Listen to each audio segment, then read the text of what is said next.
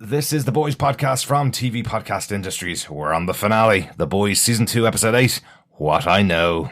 Now, remember what I told you. Don't be a...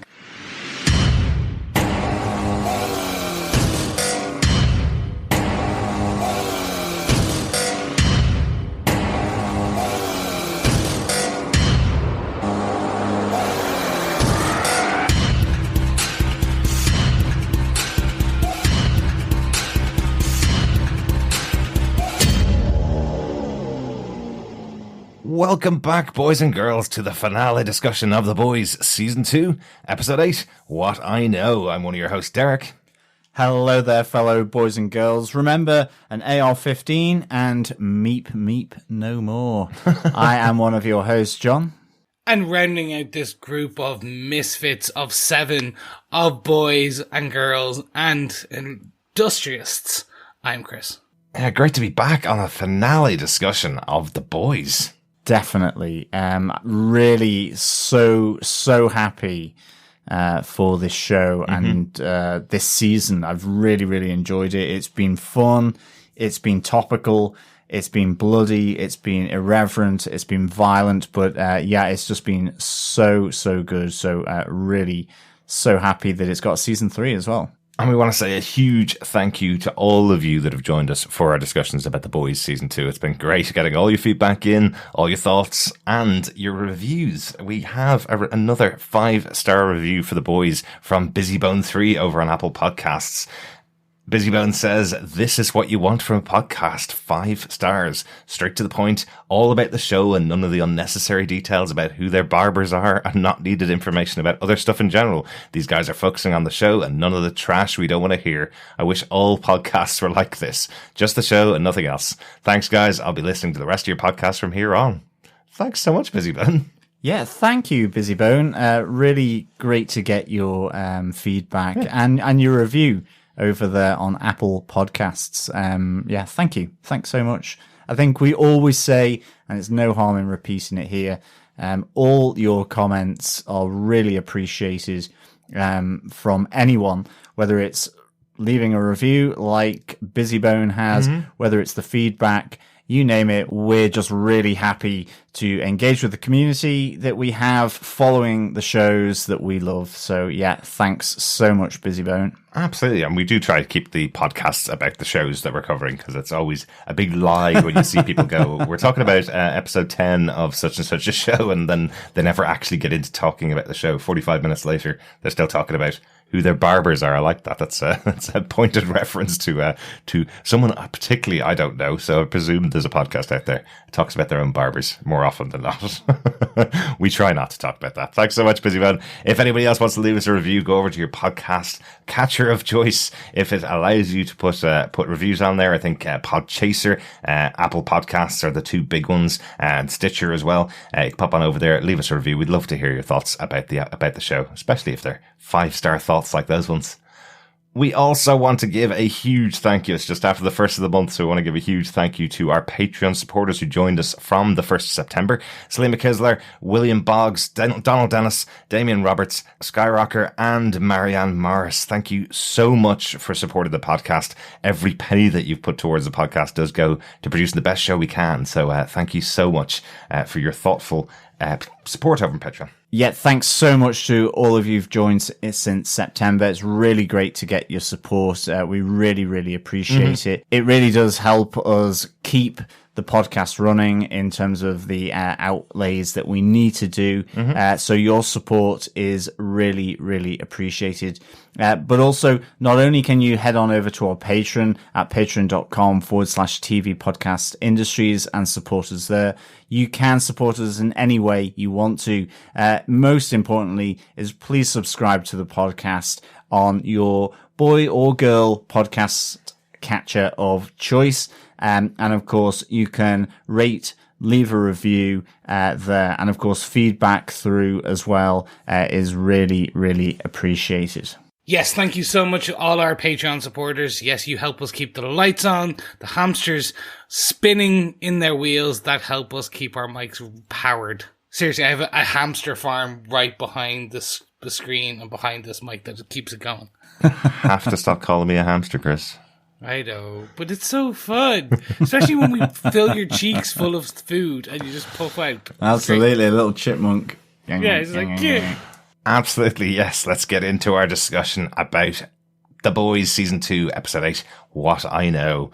This episode was written by Rebecca Sonnenfield. This is Rebecca's 4th episode of the show, so we've talked about her quite a lot since the first season of the show. Wrote 2 episodes of Season 1, including co-writing the season finale, and she also wrote Episode 2 of this season of the show. Yeah, Rebecca has been a busy lady writing away, scribing away for The Boys this season. And what great stuff she's been doing as well. Absolutely, yeah, really. I've trusted, obviously, writer in the writer's room to get part of the season 1 finale as the co-writer and to get the season finale for season 2 as well. Very cool. The episode was directed by Alex Graves. This is his first episode of The Boys, but he directed 7 episodes of the awesome Homeland and 6 episodes of the even more amazing Game of Thrones, including the episode The Mountain and the Viper.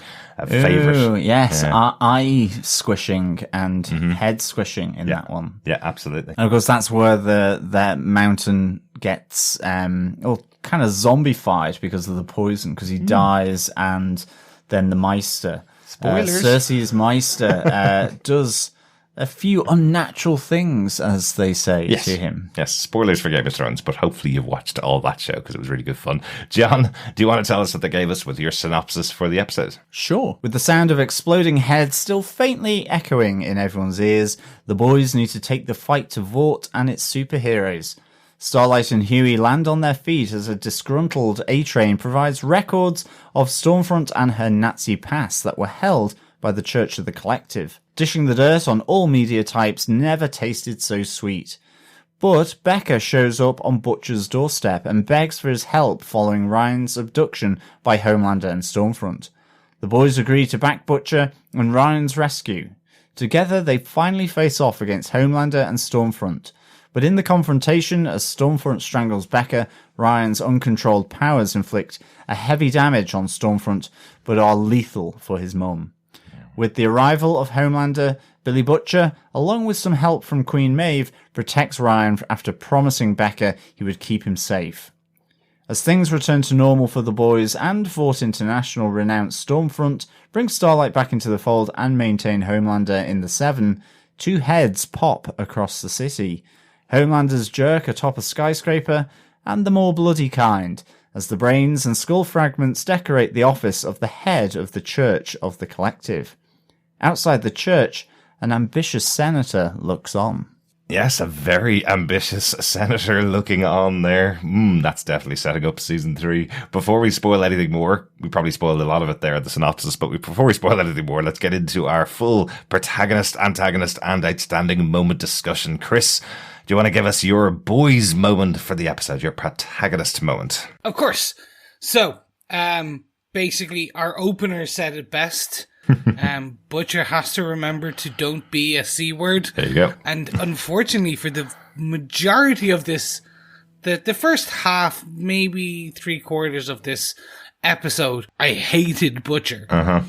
Him going to Edgar, the way he the deal he makes and how he makes it, and the all that setup when you know it's coming. Now, when you know the deal he's made and how he's lying, and more importantly, how he lies on his brother's grave, on his, on Lenny's, was it Lenny's soul? On Lenny's memory. He doesn't even do the whole cross fingers behind the back. Yeah. Anything like that. It's just straight up to her face lying. And for that whole section up until, well, basically until he goes back on that word, when they do get the kid, you're like, no, you're despicable. Absolutely. And it's just, it got me. So it really did get me, because I was like, I know in the comic books, he is what he says he is. And he reminds himself not to be it. But they kind of double down in different parts of this episode of him being that. I think we discussed it last week as well, when he went to see Vogelbaum. He has doubled down onto that, which or doubled in. He's accepted his place as that bad guy. Yeah, I think he really sees an opportunity here to get what he wants, which is get his wife back and do away with the kid, effectively. I like how they underline in this episode, though. I thought it was really, really smart when Becca and Billy arrive at the cabin to pick up Ryan, effectively. They really underline that Billy has no concept who this kid is, because Ryan's looking at him going, who's that guy? And Becca introduces him as her husband. She's never once told him that she had a husband, because that's in there. And Butcher's never had any opportunity to spend any time with this kid either. So the idea of him giving up this, this image in his mind, which is a super child, a child with superpowers brought about by V, that makes lots of sense to Billy, because he can detach himself completely from this connection with the child, basically, until he meets him. And then, as we see, as you say, Chris, the rest of the episode, he starts to kind of roll back on that a bit and starts to become a bit more human, let's say. Yeah. Yeah, no, and it's only at the very end of this where he essentially reminds him, like, so we'll get into the details of how it happens, but it's basically when he hands over the kid to Mallory. Mm-hmm. And he first gives the kid the cross, not the cross, the symbol of St. Christopher. The St. Christopher's medal, my patron saint. Yes. the patron saint of travelers. My God, I used to have one of them. Like, literally, one member of my family or two were super religious, and I'd always get one every couple of years, a patron saint of Christopher symbol. That's it. And I'd be like, cool, yeah. Say, now you remember, he's the patron saint of travelers. He'll look after you on your travels. And I'm like, I was like a kid going, I don't travel anywhere. I don't even have a car yet. On my travels to school. That was. I don't cross rivers, and I don't need to jump on a man's back, but sure. Anyway, he gives up that symbol, and that's potentially one of the things that he's held dearest to, because it literally, he says it was given to him, and we can assume it was given to him back before maybe one of his first tours with Mallory, back when he first married Becca. It was early on, so this has been with him for years. This is a token of his love, her love to him, etc. So giving that up to the kid, and then the only question I have is giving the child to Mallory. Okay. Is it because he doesn't think he can protect the kid in his own way? Yeah. Or is it I know the kid would be safe, but I don't want to deal with it. Yeah, I think so. I mean, I completely agree. He started off pretty bad. I wonder whether, when he owns up to it to Becca and she's actually really forgiving, the fact that he owns up is probably he realized he has sworn on his dead brother, the promise that he's getting the kid back for her. So I'm sure that's weighing on him. And I think that's kind of what I read in that situation. I think, though, there's a great shot where you're just for a very split second where he's over Becca's dead body and he looks towards Ryan. Oh my goodness, what a glare. I mean, yeah. I think Carl Urban does that so well. Absolutely. I was thinking, he's not promising anything now that she's died, and certainly because it was Ryan's fault. And it's interesting, isn't it? Because it's Homelander that challenges that. It's Homelander that's telling him, what do you want to keep the boy for? He killed your wife. Yeah, exactly. And you can see it in Butcher's face. For a moment, he's kind of going, yeah, you're right, but you're also Homelander. You're also the guy that I will definitely kill at some point in the future.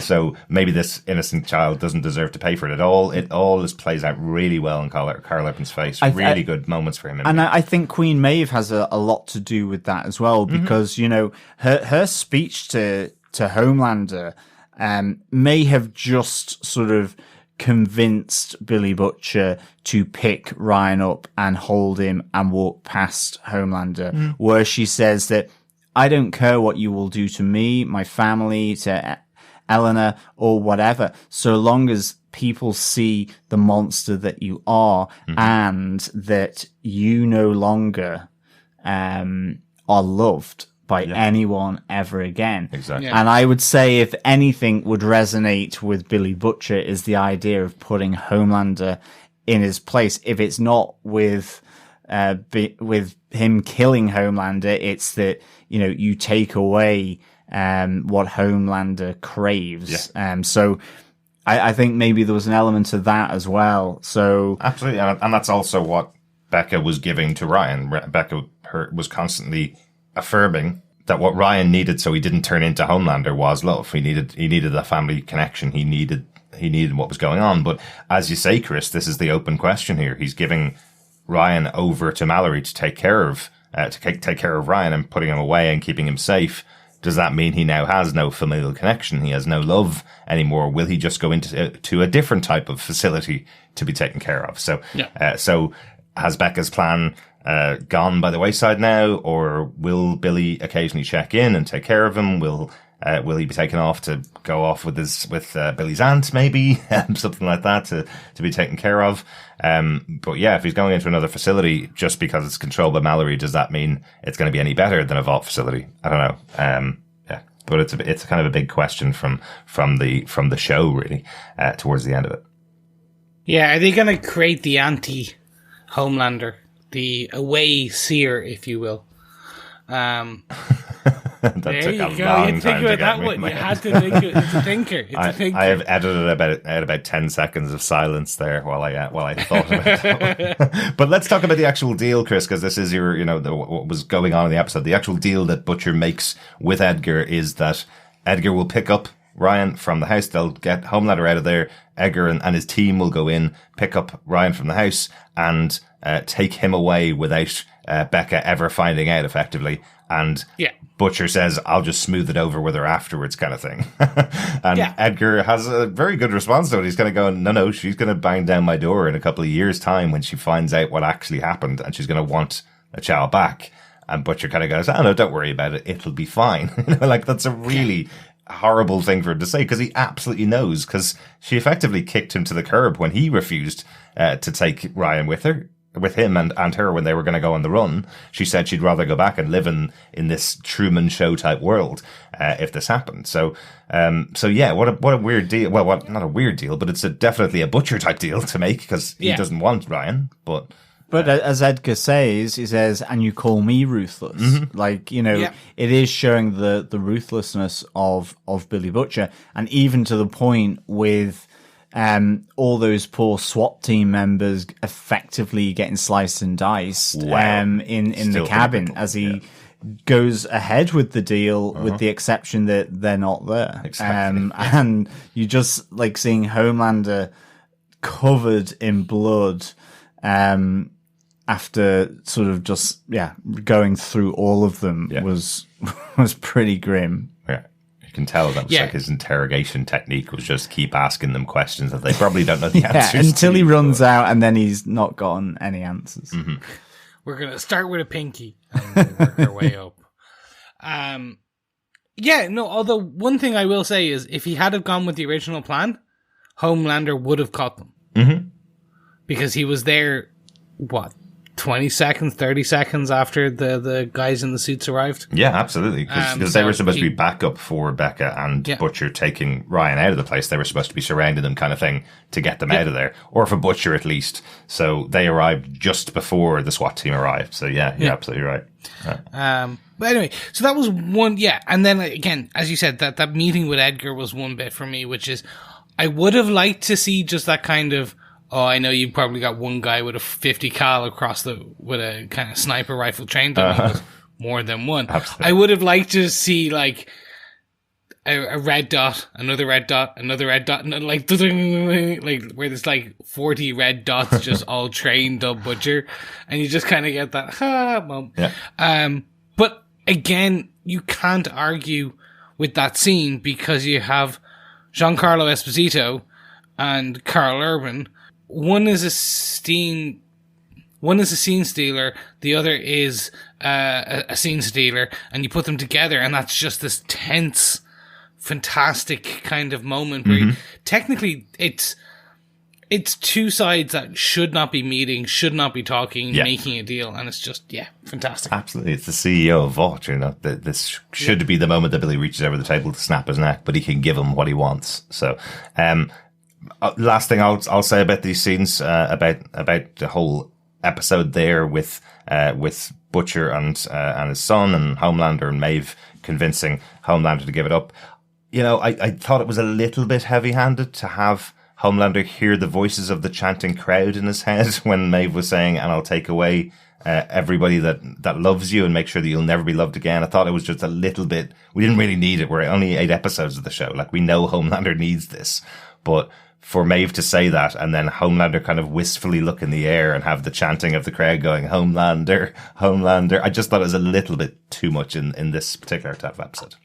I don't know. For me, what I would say on that is it relates probably to my antagonist moment, actually, because I think it's actually everything that Homelander's gone through. You're reminded what he actually craves. Well, yeah, okay. Effectively, given that you've been associating him with white supremacists and ex-Nazis. Yeah. So I think... And country leaders, that's what I think was really behind that. And so I didn't mind that. I will just say, I think where they're planting the seeds now of a psychotic break. Uh-huh. Like, that's kind of what they're doing, where he will, in season 3, have that psychotic break, go a bit crazy, hear voices. Well, yeah. Because you kind of get that in the ending shots as well. Absolutely, but just to clarify, what he actually says to Maeve is, I will kill everyone. He doesn't say, I'll kill everyone you love, or I'll kill Billy and everyone that he loves, and all his friends and all his family. Yeah. He says, I will kill everyone. So he's saying the planet here. He's saying he's going to go after everybody and destroy them all if she releases the footage, because he has nothing left to live for, basically. And she turns it on him saying, well, I'll take away everything, anybody that will have love for you, and knowing that I'll go to my grave happy, is kind of the way she says it. But, you know, yeah, she is kind of putting up the entire world versus he'll never have anybody to love is the kind of two options that she puts there. So he is already on that psychotic break route there. Yeah, but anyway. Potentially. Although I didn't take Queen Maeve saying it along those lines. I thought he did mean, I'll kill everyone you love. Nope. And her response to that was, I'll make sure no one loves you ever again. Mm-hmm. Yeah. Yeah. He's not going, he won't want to kill everyone. I think he's talking about the wish fulfillment of that moment at the press conference where he opened his eyes and killed everybody at the press conference in his mind. But he's saying, I will do that. I'll kill everybody on the planet. I can see that for sure. I can see that. Yeah. I just didn't take it in that way. But is that it on your protagonist moment, Chris? That is it. John, do you want to take us on to yours? It's the girls get it done. Oh, yes. It is Starlight, Kimiko, and Queen Maeve going to town on Stormfront, to be honest. I just thought it was a really great moment, a really just empowering moment with all the girls getting it done on the Nazi girl. And I thought this was just really good. I mean, the fight in itself was just so good. I mean, a few bits from it that I really liked. I mean, I liked Stormfront's entrance where she effectively electrocutes the car up in the air and down. I'm surprised anyone came out of that alive, but nonetheless, I thought that might have had us lose either Becca or MM there. Yeah, I thought MM was the most likely person to be lost. Yeah, it looked pretty bad, but I liked some of the use of her powers, like where she was being held from behind, and she just directed her lightning behind to get the person off her. And also where then, you know, she really was being done in by the three girls, the three ladies, and she just, it's almost like she did an electric press up just to push herself off the ground to shoot into the air. I really thought that was cool. Yeah. But we do also see here Kimiko having her neck snapped by Stormfront. And there was that moment where we both, certainly when we were watching it, where we both gasped. And then all of a sudden I was like, no, this has happened before and she will come back alive. Yeah. And I was trying to think, but is that real? And until she did, I was like, oh, thank God I was right. It wasn't just a one-time deal. Exactly.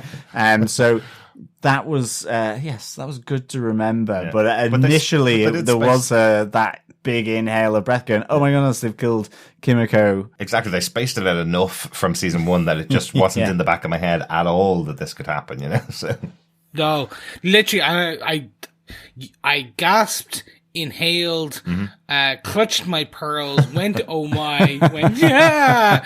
Literally, as you said, because it was so far removed that I was like, I know they're going to end big. Oh my God. Yeah, exactly. They're going to end this big? And I was, because I kind of had that vision in my head. They've killed the female. And then literally all the guys just, the boys kind of just go and because then I was in my head going, Starlight takes over for the female. It's just like they're diverging from the comic books completely here now. So it was like, yeah, go for it.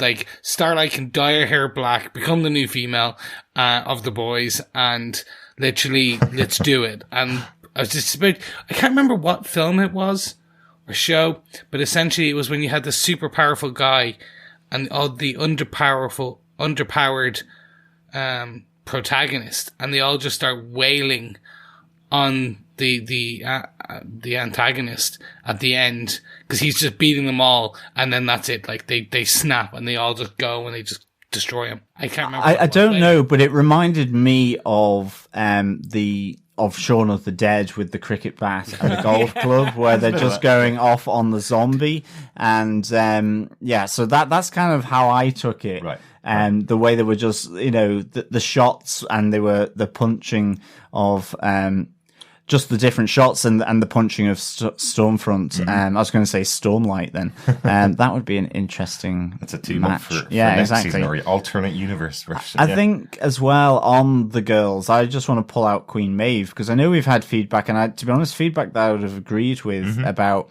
her not really having a big storyline. She's had one going through with Elena and with her treatment at the hands of Homelander.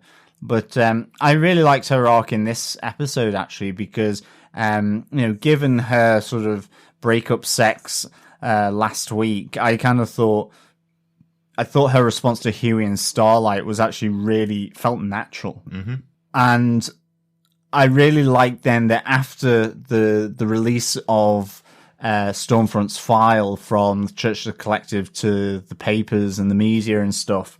I like that they just focused on her as Stormfront was coming in, having a hissy fit in Vought Tower, because it felt really good then when she showed up to help Starlight out, and dare I say it, and Kimiko, but also then that extra step of her confronting Homelander. I was like, it all paid off for me. All this through storyline of Queen Maeve here. I really wish we'd seen more of this, because it's like she's an awesome character when she has this kind of arc, even just in an episode. So I really wanted to give a shout out to Queen Maeve there as well. Definitely. I think that's the one thing I love about the writing of this episode. We've actually set up from the start of this season, we've set up the fact that Stormfront is almost an insurmountable soup. She's someone that's been around since the very beginning. She's as powerful as Homelander, basically. We've seen how powerful she is. Nobody's been able to beat her before. She kind of dips in and out of the limelight, as the way that she kind of hides herself over the many years that she's been around. So I love that it was her versus the boys for a second. They all took out all their weapons, shot all their weapons at them. She just threw her hand and knocked them all out. There was a really odd moment from Frenchie where he shouts at the top of his voice, "We have to get back to the car to get that weapon that I built to kill Stormfront.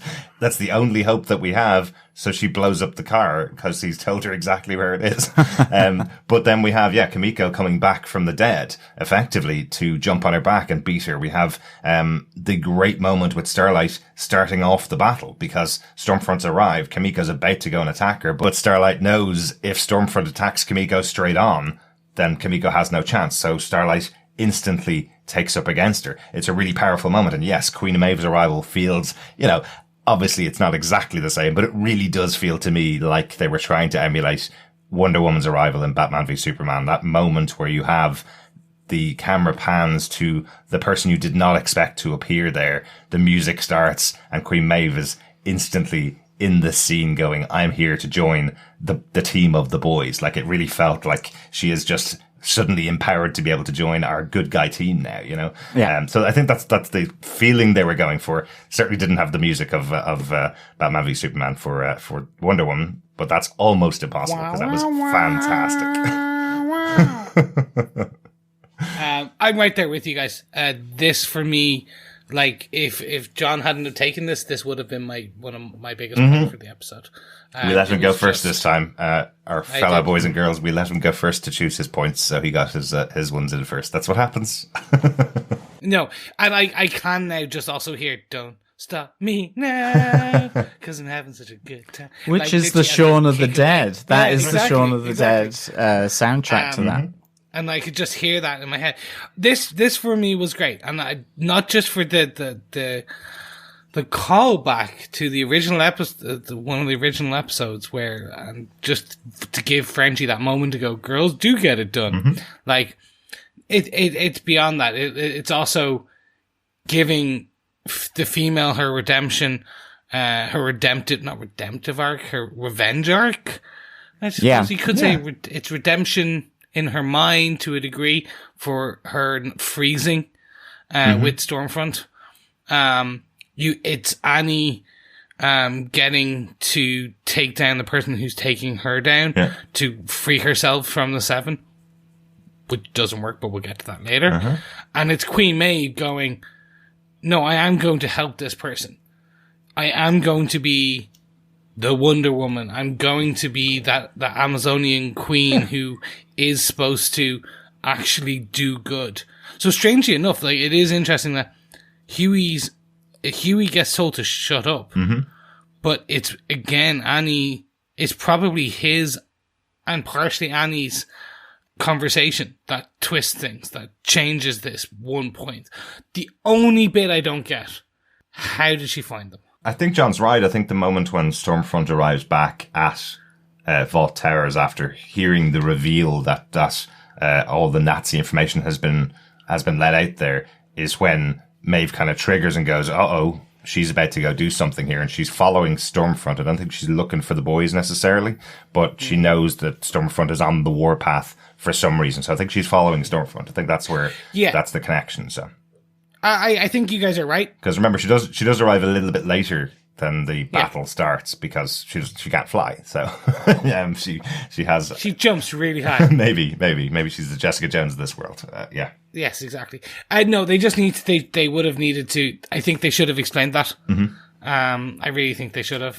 Would have taken away the surprise of her being right behind her. I think was so exciting. Yeah, I think they explained it in that brief glance. I think you don't want to put massive exposition on why Queen Maeve turns up. But you also want that surprise. You want that exciting moment. Exactly. You know? The Batman v Superman. No, they could have just done it after, I meant. Maybe.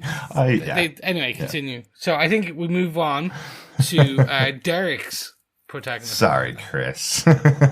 Yeah, you were saying you have Queen in your head. I once again have Billy Joel in my head. Only the Good Die Young, which is the Billy Joel theme throughout this episode, where we have Starlight and Hughie finally getting back together. I took this as my protagonist moment because we've been talking about it all season as to whether they would actually get back together, whether they'd be drawn apart, and they address it in the episode here. Yeah, they actually have, they have their moment in the car, and he finally explains why Billy Joel is the most important singer to him. It's because he lost his mom, or his mom walked out on them when he was younger.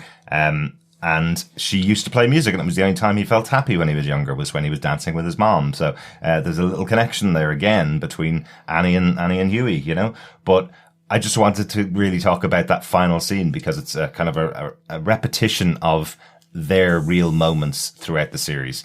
It's always Annie and Hughie who are sitting on the bench in the park. It's never Starlight and Hughie of the boys who are sitting together. They're not against each other. When they have those moments from the first time they met back in episode 1 of season 1, when they were both on the bench talking to each other, it was just as normal humans. And right now, at the end of the series, the end of the second season anyway, we have this moment where the two of them are sharing what they truly feel and where they truly believe they belong, effectively. Starlight saying she still feels she belongs in Vought Tower because if you let the a-hole drive the boat, then the ship's going to sink and you're going to be blaming them. But if you're on board the boat and help steer it, then maybe it can go the right way, is her explanation. Roughly. I'm definitely paraphrasing there because I didn't write it down. But she's basically saying that she's terrified to be in Homelander's presence, but she's going to do it because somebody has to. And she's going to step up because of Hughie telling her that he feels like he maybe stays around too long for things. And that's maybe always been his way, is to be too clinging on to everything around him. And I love the conversation. I just love how it twists, and we have that wonderful little line from Starlight or from Annie saying, "Oh, okay, well, I guess we can just be friends." And he's like, "No, you. I'm definitely clinging on to forever. I'm definitely not letting you go." It's a lovely little moment. They kiss again. So we have their relationship resolved, I think, here, where they're now together properly, as everything kind of ends for the boys at the end of this season. No, and I think you're right. Like, this was the meet cute moment of the season. The will they, won't they won't, the Ross to Rachel, and that I analogized them as before. No, I was happy the way that they kind of just ended this, because I did. As an audience as well, you went, oh, he's ending it.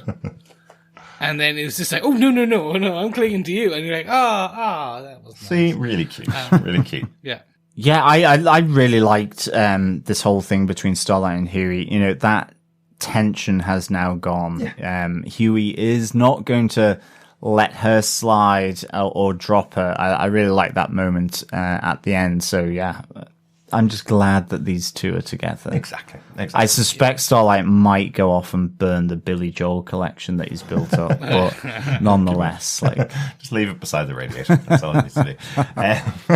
Chris, do you want to take us on to your antagonist moment for the episode, the 7 moment? Sure. We talked about the girls getting it done, and how they went to town. Well, I want to talk about the actual the Stormfront going full Nazi throughout this episode. She really does. So, and initially with Ryan, when she's with Homelander, talking about white genocide. There's certainly a look from Homelander there that he's realizing, hang on a second. Like, I know that he's subscribed to her, to whatever she says. Basically, he's kind of like first girlfriend, as we mentioned before. He's kind of going along with her opinions. But when she says that to Ryan, you can tell there's a moment where he's going, "Ooh, hang on a second. I wasn't sure. I didn't think she was going for white people are being persecuted and people are going to kill us for the color of our skin." Yeah. Okay. What's she talking about? You know. And that was a truly scary moment in any show I've watched in 2020. Just because it's again exactly like the shopkeeper moment with the radicalization of in the previous episode. Absolutely. This was just another, this is hitting home. Oof. And I was like, okay, well, look, they're doing it once. It's fine. They're using it as a teachable moment, and you're seeing Homelander go slightly backing, like, let's move this conversation on. Exactly. To where you see it get to when Stormfront faces off against Annie, and Annie's going like, well, no, you're out. Like, everyone knows you're a Nazi. Fake news. Yeah. The amazing what you can do with Photoshop. Did you send all these lies out about me? I think she says to Annie, and Annie's like, they're not lies. You know these are true. Well, that's it. Like she says, people believe in what I say. People just don't like the word Nazi. And that's it. It's that distancing of that association with these extreme right-wing groups is that they don't even mind white supremacy, it would seem. It's that don't use the word Nazi, because of course that is absolutely where you end up if people like this win. And it was interesting that, you know, that's exactly the counter argument that Stormfront was trying to do. And then, the whole fake news. And again, this just suspicious, theories, all about people are against you, even though you're the one that has the privilege. It's just absolutely bonkers. Yeah. We are recording this a couple of days ahead of release. So it releases on the 9th of October. In the United States, there was a presidential debate, and a radicalized group was mentioned and essentially not denounced. And that radicalized group themselves, because I'm not even going to mention them because they don't deserve it, but they took it as a call to arms, as a whatever, and then when people started actually referring to them and their beliefs, going, "No, you're just Nazis." Yeah. No. We're not Nazis. Exactly. And no. Like we believe in this, and this. Which the Nazis believed in. No. The difference is we're American. But you still have Nazi ideologies. No. They've probably got all the memorabilia and all that kind of crap. And it's like the only way you should call them by their name, which is the Proud Boys, is if you're doing a Twitter counter, which was awesome. It was amazing. Let's have gay men kissing, lesbians kissing. Everyone. The Proud Boys are, under the rainbow flag, not the swastika. Absolutely. Exactly. And the reason I only mention this is because I was watching this, and those lines, again, this was filmed last summer. Yeah. This was written probably a year and a half ago. About that now. You say probably some small script edits during filming. There was no there was no post audio drops where they kind of added her kind of saying a line after that. Yeah. After would they pan off to a different side, so you don't have to see her lips moving or anything like that. So again, just a scary clairvoyant hat tip. Well, yeah. To the writers going, you manage in a superhero show about evil superheroes and swearing and gore and blood and guts just to really, like get it there with the story. I certainly think they were aiming for around the time of the election to have this show ended. Definitely, without a doubt. Like they knew what they had. This, as we said before, earlier on this season, there was no doubt. This is where it was going from last year or the year before or the year before that. So very impressive overall. This is a full Nazi Stormfront that we get in this episode. Yeah. She's there. She's definitely gone further than ever. But everything has now been revealed to the world as well. So very interesting. Yeah, as I said in my synopsis. Dishing the dirt on that Nazi lady has never tasted so sweet. You can see how they enjoyed that. And it's dishing the dirt. She's done it. It's not fake news. It's not made up. Exactly. John, what's your antagonist moment for the episode? Well, there is a long tradition of this in superhero movies. We have Tim Burton's Batman. We've got Vulture in Spider-Man Homecoming. Okay. And speaking of coming, we have the Homelander bat symbol moment with the nighttime jerk, both literally and, dare I say it, metaphorically. I thought this was really good. Everyone talks about Vulture in Homecoming going up to the moon, silhouetted on the moonlight. And it was brilliant. This, to take it in that direction was simply phenomenal. I have to say.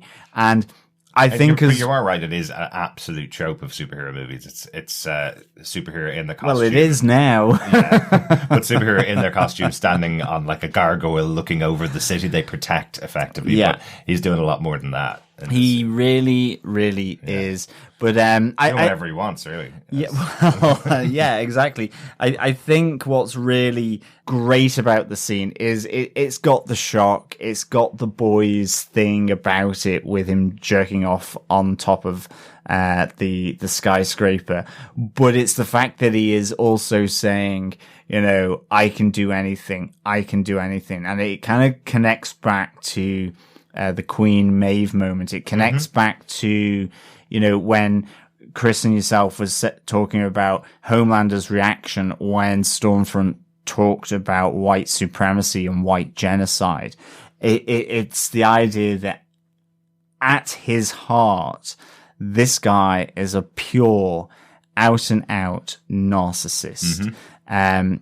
That trumps any other thing that he has. Like the choice of words there, don't you know, it really, really does. It is about him. He wants the adulation, and he will do anything, because you see how he slots back into the Vought press conference. Yes, I know the bat symbol came after that, and you know, not that I had really kind of picked up on that, but this potential idea of a breakdown and a meltdown in season 3. Certainly I can see that now that you've said it. But it's his ability to be that chameleon of whoever he needs to be was really kind of phenomenal in the sense, you know, he's up there, and without really anything much, you know, he talks about Starlight being wrongfully accused, that Stormfront, you know, betrayed everyone that trust in superheroes. I like how it then becomes a collection of the noise of the audience and the crowd there as it gets lost, his words. But at its heart, Homelander is a narcissist before everything else. And I think the really interesting aspect of Homelander is that it is the moments with Ryan where you see something possibly genuine, whether it's him looking a little bit awkward with Stormfront talking about the white genocide. But, you know, he does have that really kind of nice little moment with Ryan where Ryan gets overwhelmed and he takes him off, and, you know, they have the conversation about crying, and he says how he cried and that he had to figure it out all by himself. And you see that moment where he talks, the doctors that brought me, the people that looked after me.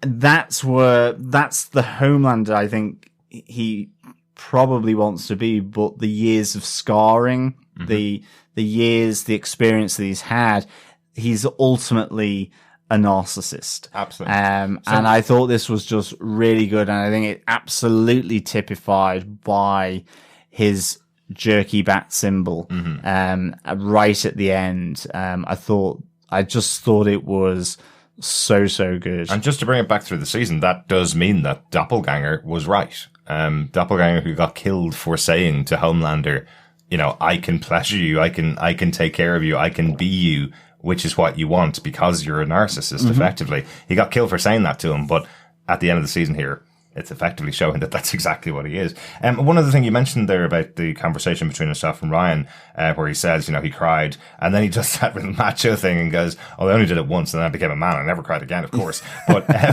but he does cry at that moment when Maeve says to him, I'll take away your ability to be loved by anybody. I'm almost sure you can see a tear in his eye, and then he stops himself. Yeah, and I think so. And I think you can also see the anguish with the fact that Ryan picks Billy to go to. And that's where the breakdown, because, and where I would agree, and I just hadn't really kind of connected that because it's absolutely at odds with him jerking off into the void off the top of a skyscraper saying, I can do anything, because he didn't in that moment. He couldn't, whether it was with Queen Maeve, whether it was keeping his son, whether it was doing what he wanted to do with Stormfront, he hasn't been able to do anything. And it's that disconnect that may just fracture his fragile little mind. Exactly. A good point there, John. Yeah, definitely. It's a weird one. I cannot remember whether I saw this in the comic book, because as I said before, I haven't read all the comics. I've read some of them. I cannot remember whether I heard it in an interview with Anthony Starr at some point, but when this scene came on, I was going, oh, they've done that on the TV show. But I cannot remember why I know that. I can't remember whether it was maybe in the first issue of the comic we see Homelander doing it or something. I just cannot remember. I wish Chris was able to stay for the full episode, so I could have asked him about that. It's unfortunate. But well, yes, Chris's corner will be sadly missing yes. Chris, or lacking it in a Chris to do Chris's corner. Yes, indeed, this episode. But well, yeah, exactly. But let's leave on that image of two duck eggs in a handkerchief. Darick, what is your antagonist moment? I'm just going straight on to the next scene, actually. It ties in almost directly after the scene where we have Homelander's eyes on screen as he's saying all these lies, all these things he doesn't believe in, and the crowd noise is surging. And then we hear the other end of that conversation, what he's actually saying, that, you know, justice will prevail kind of thing. He's saying that, and we see A-Train and the Deep in the House of the Collective, because I really would just want to talk about the fact that A-Train's got his place back in the Seven. He really does, yeah. And the way he got his place back in the Seven is actually by giving up Stormfront. So we saw in this episode that he broke in and got the files out from the Collective, these files that they keep on all their former members. So I thought that was really interesting that, that's the way that it's done. I loved when we were watching the episode and Stan Edgar's in the room, with the leader, of the Collective, Alistair Adana. And John noticed that something had just flashed by the screen, but couldn't tell what it was. Yeah, and the napkin sort of moved. ruffled in a breeze. Yeah. So it's a great directorial moment there to have that little clue there that A-Train's running around basically in the background, and all that's happening is that he's moving a little bit of a napkin to give you an indication. So I like this. I love that, you know, A-Train gets his role back in here in the Seven because of what he did. So we now have Maeve, Starlight, and A-Train, all who kind of are very unhappy with Homelander, and Homelander's still the leader of the Seven. So we now have three reasonably good-ish people beside Homelander. They may have all done bad things in the past, but they're all three people that probably won't allow Homelander to get away with everything that he wants, despite what he did in your antagonist moment, John. But we unfortunately get poor Deep once again being shunned, as Alistair Adana basically says, well, you know, if we get one back, it's a redemptive arc. If we get two back, then it's weakness for the Seven. So your job is gone. And I love his reaction to it. I love the Deep just kind of going, hang on a second. The only reason that I did everything you asked me to do was because you told me you get back in the Seven. And Adana, again, is saying to him, well, just take a few more courses, you know, which is the Deep saying to him, I'm going to have to pay you even more money, you know. Yeah. And we find out how the extent of this society, the extent of their reach and the extent of the things they've done to the Deep. They made him sign over his bank account. They talked to him. We mentioned before in the show, and Chris was specifically calling it out, you know, he was trying to work out how they would wrap in the alien origin of Scientology into the show, and they did it right here. You hear the Deep going, when I heard we were all alien creatures or alien eggs landed, I didn't laugh at you for that stupid thought. I'm out kind of thing.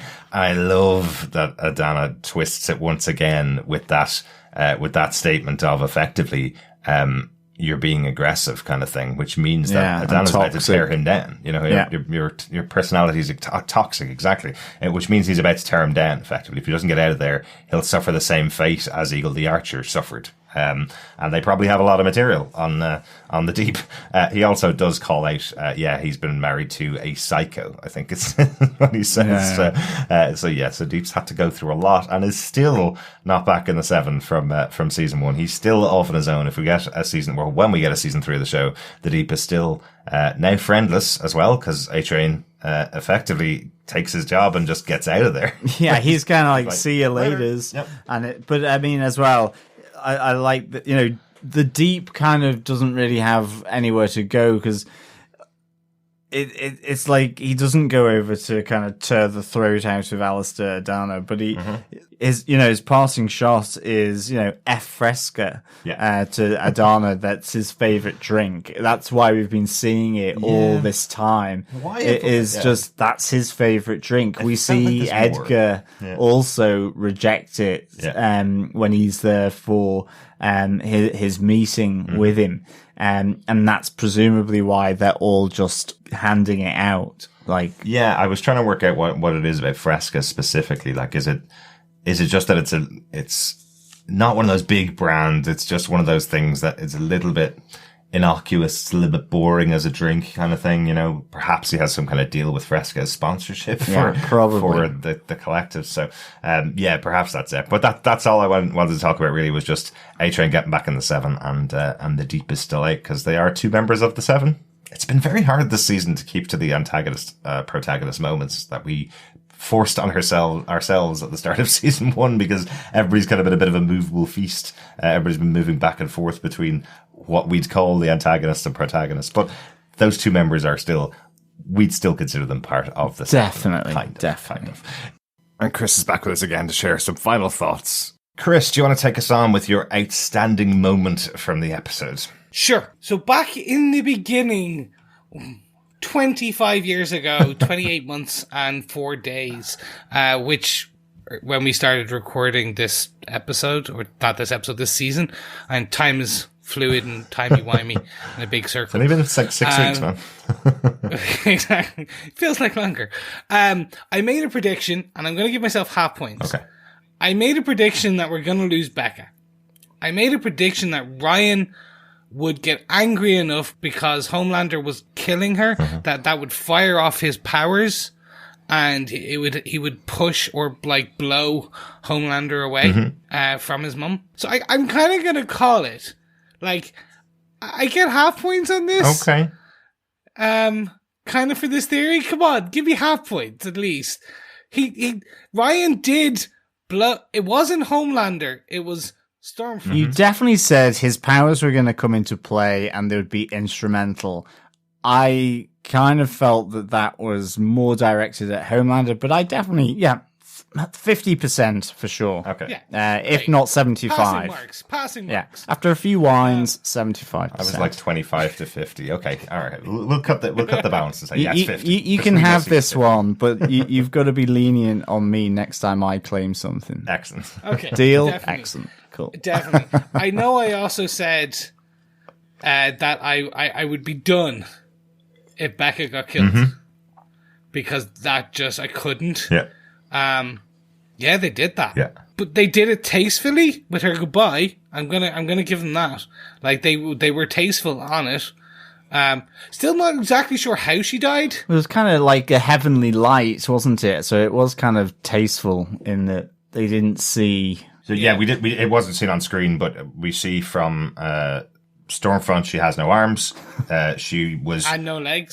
But her arms were around the throat of Becca. So the beam that was cast by Ryan seems to have cut her throat. Yeah. Or either that or her throat was ripped out, maybe, by Stormfront. Yeah, I was thinking rip out. Nobody can know, because the only person that maybe saw it, could Ryan possibly have seen it when lasers were coming out of his eyes? I don't know. But he seems to be taking the blame for it anyway. So even if he did see it, he sees that it was him. But maybe the lasers cut through her arms and cut through the neck of his mother, because she didn't explode or anything. He didn't hit her by the looks of things, because the only damage to her was her throat. But that's where the arm. Yeah, I mean, Stormfront looked pretty burnt as well, and yet Becca wasn't. So maybe Stormfront kind of did shield her to some extent, being in the blast, but because Ryan's not got that focus or control, he should have listened to his dad, Homelander. He should have been practicing. Then, maybe it was just the bit that was caught in the heavenly light, but at least she saw a bright light as she went, as it darkened. Well, exactly. But remember, Homelander's real guidance was, what helps me is focusing on someone that I actually hate, and then when I can pinpoint that, then I can use my powers. Well, Ryan had never learned to hate before. Now he learned to hate right here. He found Stormfront. So that was the line that was dropped to come back later on in the episode, basically. Yeah, I'll close it. I'll close it out on this point in this outstanding moment for me, because they've removed the driving force behind Butcher to a degree. They basically, she was dead. He was there to avenge it. Absolutely. She died. Sorry, she came back. He lost her anyway. He can't really avenge her death because the death was by Stormfront. Absolutely. Or the death was by Vought, or the death was by was by V. I'm going to talk about my point later on, Chris. I know you can't stay, so I'll give you a quick prelude to it. I think the lay down here from Mallory that there is an option for Billy to go after Soups if he wants to, and him putting on his shades and walking away without giving any answer or any acknowledgement that that's what's going to happen. I think that's exactly what you're saying. He has no motivation as such, but he does have the ability. So if he does want to go after them for not a personal reason, just to save the world, he still has that open to him for the next season. So yeah, no, I think what they'll do is he's going to become some form of super police oversight, and he'll do it because he just hates those super C words. Exactly. Yes. I think with the death of Becca as well, that's kind of my outstanding moment. But in this case, it's Stormfront, because I've kind of mentioned it. You know, she is pretty destroyed here. Oh, yes. She's got her feet off, her hands are off, her shins are off, her forearms are off.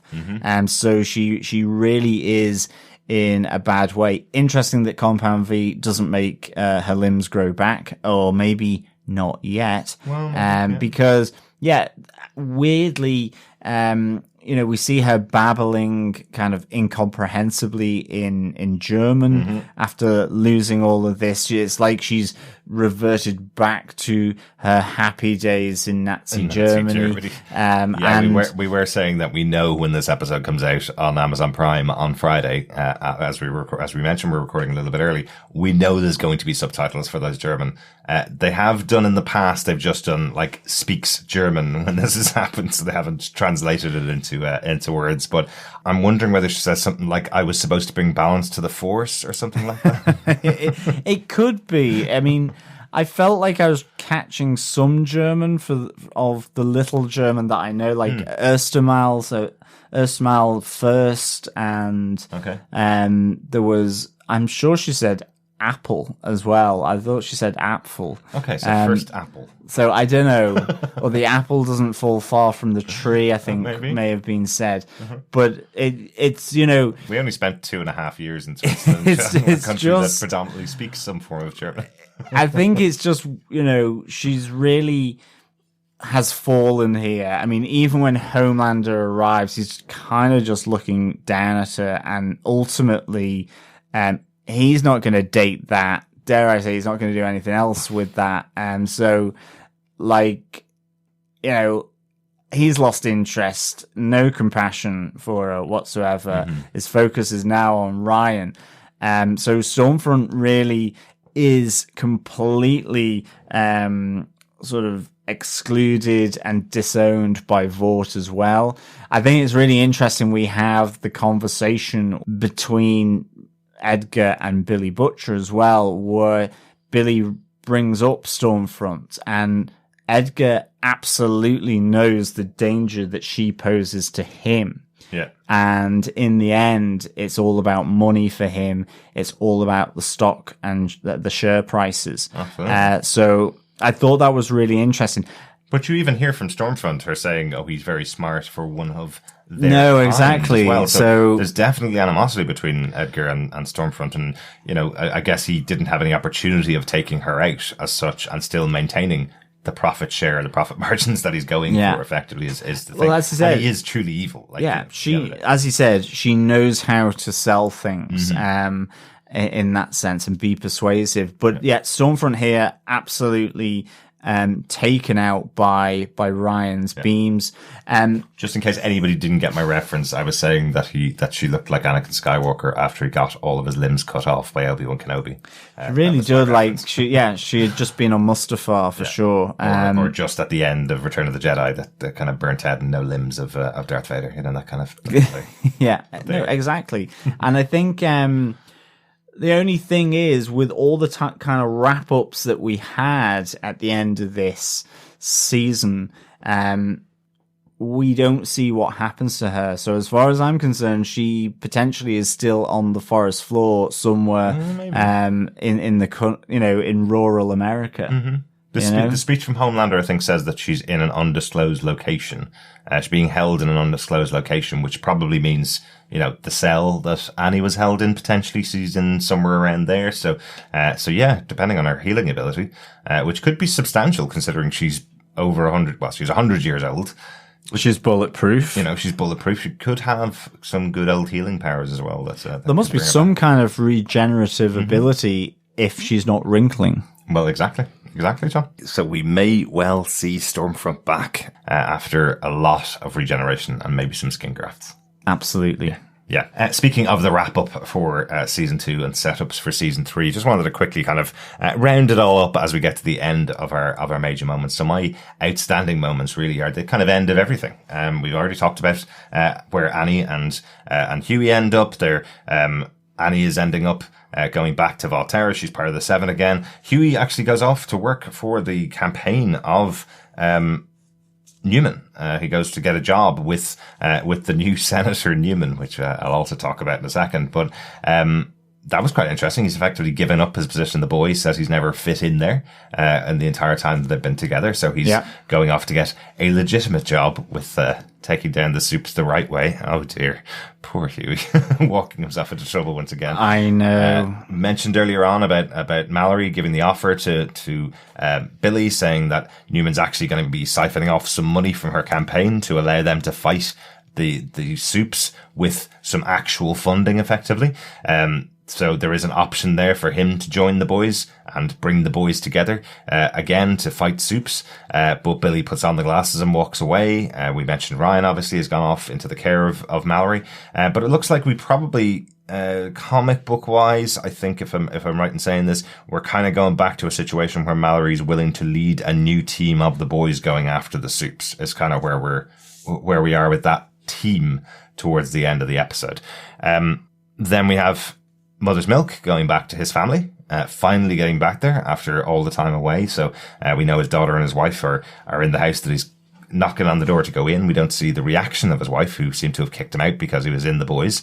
That's kind of, I know he's on the run as well, of course, but they were having relationship difficulties, let's say, when we last saw them in season 1. And then he's obviously on the run in season 2. So that's quite interesting.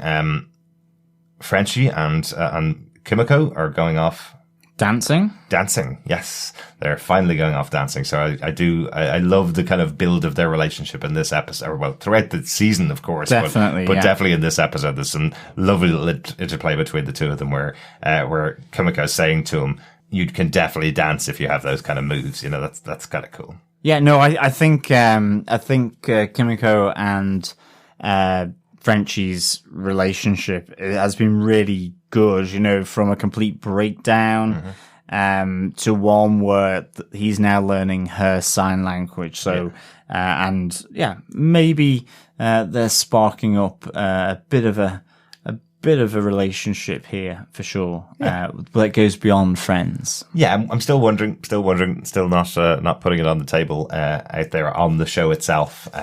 But there does seem to be a very close friendship in there between the two of them. Is that everybody? Is that all of our major cast except for one character that I haven't mentioned? I think you've got to do the big surprise. Yeah, I'm gonna close out with newly crowned Senator Newman taking down the leader of the collective. So I really liked, I suppose, the setup of that part of it. So that was just after the scene that we had A-Train and the Deep. We have Senator Newman kind of being contacted by this religious organization looking for, a 40% tax break that they get for being a religious organization. And if she gives that up, then she'll definitely get their support. And then the head explodes. So we were totally wrong in our idea that it could be the escaped patient, Cindy, that would be blowing up the heads of all the people involved. We didn't know what was going on, but effectively it's a politician using these abilities to get her through a political minefield, I guess. It would be the way that I would see it. It is. It is Victoria Newman, Senator Newman. I thought this was a really great surprise right at the end. I love the cloudy eyes, and she's just there outside of the building that Adana is there after having that phone call with her. And, you know, she's being very political. And then, yes, pop goes his head. Blood everywhere. You know, the brains of the space spores everywhere. And this was really good and I think just because we've seen Hughie going in, taking or getting the job in the senator's office, in her campaign office. So it really kind of is nice and tantalizing for season 3, to be honest, as to, you know, Hughie being, you know, at the coalface of danger, I suppose. Really good. I think that's what you always want, is that nice little cliffhanger in a sense. So I suppose it's more of a surprise than a cliffhanger. Because I actually felt the whole season wrapped up everyone's story a bit. It did feel like, you know, if they weren't going to get a season 3, this was a really good ending. But with, you know, as you say, with Mallory's offer, with what we now know of Victoria Newman, it really does help to lead in for a season 3 and for that to be developed. And even with Homelander, if he's going to have a breakdown, because a soup with a breakdown, that will be pretty interesting too. Absolutely, especially one that can kill the entire planet. Yeah. I think that's it for all of our points about the episode. As we mentioned, Chris unfortunately couldn't stay for too long this episode, so no Chris's Corner this time. We'll hopefully have a Chris's Corner on our roundup episode. Overall, John, what did you think of the finale of The Boys Season 2, Episode 8? Really liked it. I give it 4.5 nervous Twinkie guys with a moist handshake out of 5. I thought this was a really nice wrap up to the season. I thought it dispatched the baddie. It kept the baddie in Homelander there. It's set up for season 3 with the tantalizing surprise of Victoria Newman. I thought Anthony Starr was great, as always, and I loved Carl Urban here.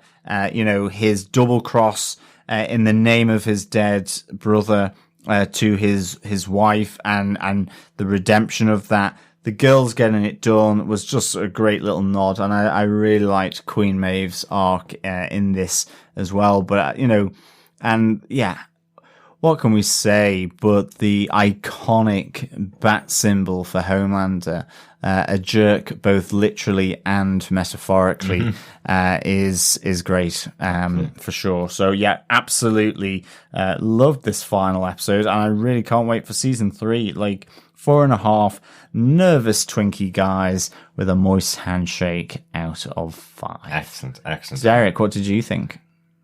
Yeah, really enjoyed it. Have to give a shout out to Akash this season as Stormfront. I think she's been so fantastic from those first couple of episodes where we were all kind of in love with this new wisecracking kind of character, as she turned and made the twist into this Nazi, and just played it so great right up into the end. Really, really enjoyed her role in the show. Great additional character to add to the season. So overall, yeah, really enjoyed it. I know we're going to talk about the season again as we go into our wrap-up episode, as I mentioned. Chris, what did you think of the finale of The Boys?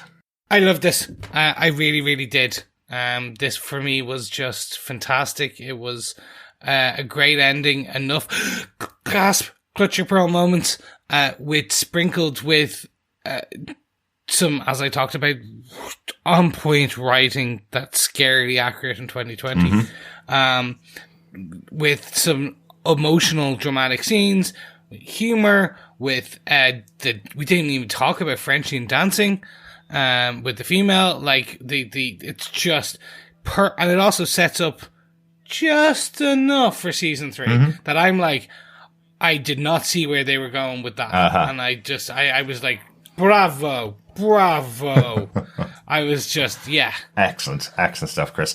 We will be back to talk about The Boys again when we do our season 2 wrap-up episode in a couple of weeks' time and give out our award for our pub quiz question. But I know you've got to go, Chris, so thanks so much for joining us for this season. We'll be back in a couple of weeks with you. I know we'll continue on with the podcast and talk about the feedback from our awesome listeners as well. Yes, thank you so much, fellow boys and girls, and we'll see you soon. With that, we'll let Chris go, and we'll go on to the pub quiz for this week. John, let's go for a pint. Absolutely. I think we all need a good old pint after a great season 2 of The Boys. Yeah, let's get ratted and talk about The Boys at the pub quiz. Question 8 from episode 8. What should you remember to do in the event of a supervillain attack at school? Ooh, very good. Right at the beginning of the episode. Yes. Nice one, John. What is the acronym and what do the letters of that acronym mean? Yes. Just a quick repeat there. What should you remember and do in the event of a supervillain attack at school? As brought to us by Homelander and a random sheriff. I've heard they're getting more and more common over and over again. It's going to happen inevitably to everybody, John. That's what I heard. Exactly. But please send your answers in to feedback at TV Podcast Industries. If you haven't already done any of the previous 7 questions, you can send in your full complement of 8 questions to the email address. We will be reading out the answers for each episode in our final roundup podcast on The Boys, where we will also be announcing the winner, who is in for a treat with a range of goodies, The Boys goodies, that include the collected first volume, as well as The Boys t-shirt, and there will be one other prize. We're just looking for a drinking-related prize for the third and final goodie for whoever comes top of the pub quiz. Absolutely, yes. Email in your answers to all 8 questions, or as many of them as possible, to feedback@tvpodcastindustries.com, or pop over to our Facebook group at facebook.com/groups/tvpodcastindustries. Look for the spoiler posts for The Boys, and you'll see the questions in there for each episode. Stick your answer in there, and we'll stick you in the pot for the winners at the end of the season. If you can try and get your answers in before the 14th of October, we'll hopefully be recording our roundup of The Boys season 2 around that stage, so you should be in with a chance to win some lovely Boys goodies. Let's get on to some feedback. I think it's time. Feedback for episode 7, the penultimate episode of The Boys. First up, we have an email from Jimbo Urin. He says, making sure to get my feedback in time for the last episode, as this week really was a huge opening and closing episode. Like yourselves, I wanted to talk more about the wider social commentary that the characters this week, as I happened to watch this one on the same weekend as The Social Dilemma on Netflix, which if you've not seen, I'd highly recommend it. Although, if you don't get a chance, it is pretty much an extended docudrama of the first few minutes of this episode, and equally terrifying view of the world. As for the closing scenes, although there were similarities to the end of Kingsman, which I think has been mentioned on the podcast before, the difference here is there is still a mystery as to what's caused the headbanging. And whilst I guess we may find out next week, these guys just keep us guessing. I feel they just keep doubling down on this show, like someone comes into the writer's room saying, you will never guess what someone suggested for the next episode. And the response is, right, how do we outdo this? All in all, I'm really looking forward to seeing where they do end up taking this show.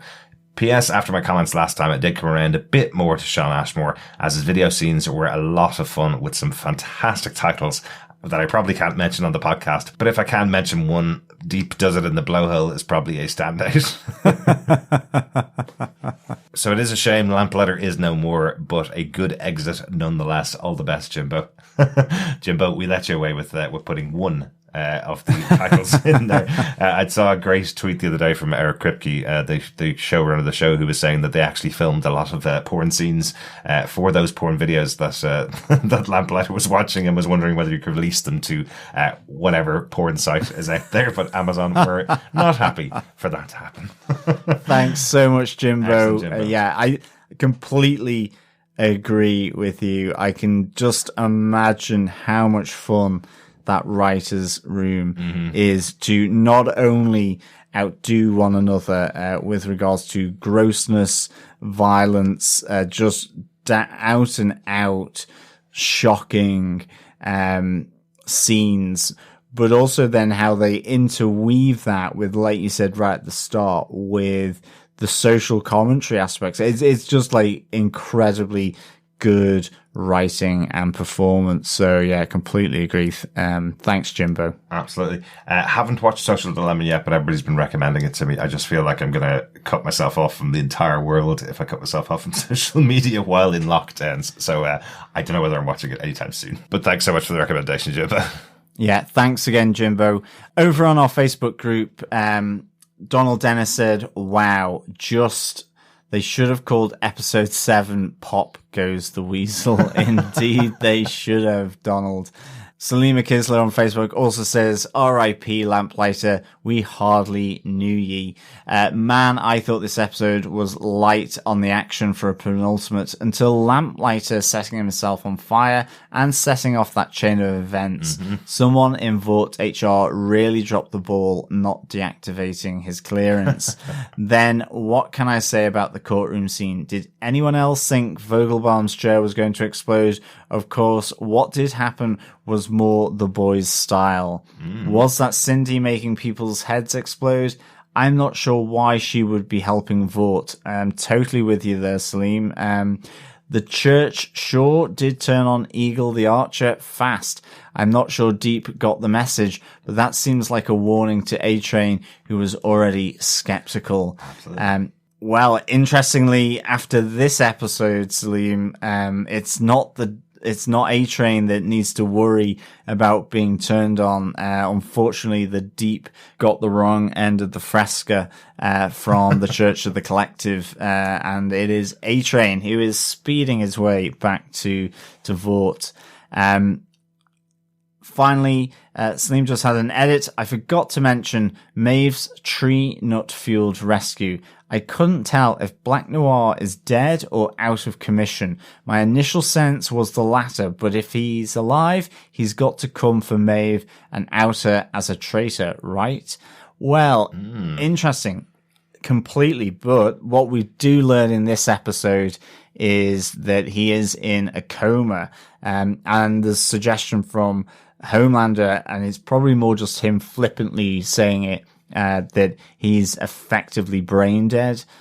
So it might not be that bad, but he has certainly not sort of taken well to having Almond Joy thrust down his throat. Certainly hasn't. Thanks so much for your thoughts, Salim. Really good to hear it. Thanks so much, Salim.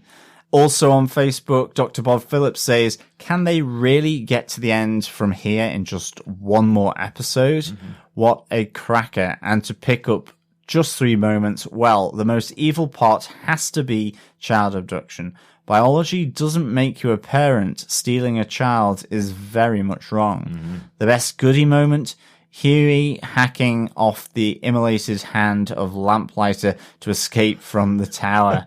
An outstanding moment, just Maeve, at home with takeout, in bed despairing, feeding the dark the nut of doom. Indeedly, doodly, the nut of doom comes to haunt the Black Noir, for sure. Yes, and I think, well, the answer is they have certainly wrapped it up here in this final episode, but with some tantalizing tentacles being threaded out for the next season. But absolutely. Thanks, Dr. Bob. Yeah, thanks, Bob. I think probably the thing that probably put us off the trail was because everybody, I think, that I saw comment on this about the episode was saying Cindy was possibly involved in the head explosions. Yeah. And if you have to wrap Cindy into the story in the last episode, if you have to wrap her back in and find out her motivations and why she's doing what she's doing and why she chose the people that she was going to kill and all that kind of stuff,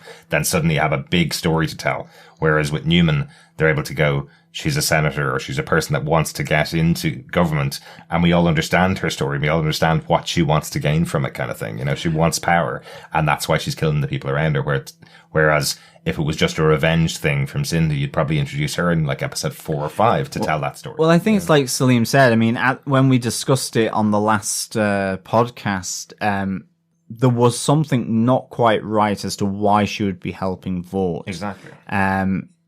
Why she would be doing that, given what they had done to her, and that she was seemingly escaping. So unless she'd been caught again, and there was some way that Vought could control her, or it was just revenge, but then you feel it would be Edgar Vogelbaum, who obviously was head smashed, and it would even be all the soups rather than going after just randomers. So it's a good point. Absolutely. Excellent. Thanks so much for that, Dr. Bob. Jamie Alexander says, "Hoo boy, I knew the hearing would be interesting, but that was mind-blowing." Well done, Jamie. Final piece of feedback we had over on our Facebook group, on our page, actually, just to call it out, because I thought it was quite funny. Dave Harrick says, "Guys, how you keep to PG language while covering a show like The Boys is truly outstanding. It's your superpower." Telling you, this is the most difficult series to do. I know we've been skirting the line of what we can talk about and what we can say on the podcast, but I think, you know, the show itself is a show for adults only anyway, so Amazon does push it, but it's just purely for us. We can't keep it going over PG, or else the episode itself will be pulled, and that pulls our entire feed, as we've said before on the podcast. So we are keeping it as, that's the only reason we're keeping it PG, but the actual content, I'm sure you understand, is about a show that should only be watched by adults. It's like a deep sea diver rising up from the deep after many moments down underwater. We go to our decompression chamber and we swear like crazy. Absolutely. Welcome to Dublin. Thanks to everybody that's been sharing their feedback over in our Facebook group. Thanks so much for joining us throughout the season. Hopefully, the next show that we cover, you'll be as interested in as The Boys. Yeah, thanks so much everyone for the feedback, and thanks Jamie and Dave as well there for those last 2 bits. Absolutely. We do have one last piece of feedback from Steve Brown on episode 7 of season 2 of The Boys. He sent us a voicemail once again. Thanks, Steve.